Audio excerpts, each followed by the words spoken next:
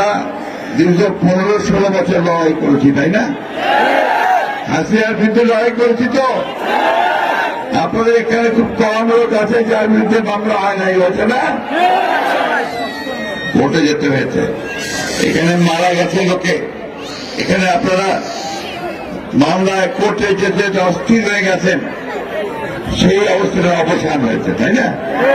কিন্তু এটা এই অবসানটা এই সময়টাকে আমাদের ধরে রাখতে হবে। যদি আমরা একটা ভালো নির্বাচন করতে পারি, সে নির্বাচনের মধ্যে জনগণের প্রতিনিধিকে নিয়ে আসতে পারি, তাহলে আমাদের সমস্যার কিন্তু সমাধান হবে।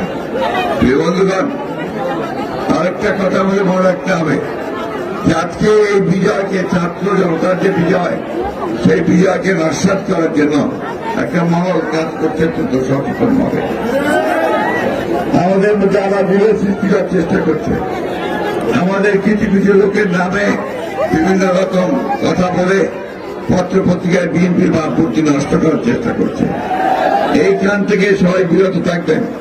যদি কাউকে দেখেন যে চাঁদাবাজি করছে বা দখলদারি করছে, তাকে ধরে সাথে সাথে পুলিশে দেবেন অথবা আপনারা আর্মির কাছে দেবেন।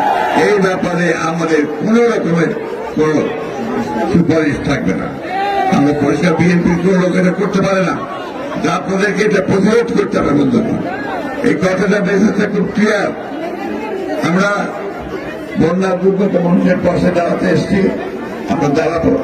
আরেকটা কথা আমি বলতে চাই, নতুন সরকার মাত্র 20-22 দিন বয়স হয়েছে, একে আমাদের সময় দিতে হবে যে সে যেন একটা সুষ্ঠু নির্বাচন করার মতো পরিবেশ তৈরি করতে পারে, তাই না?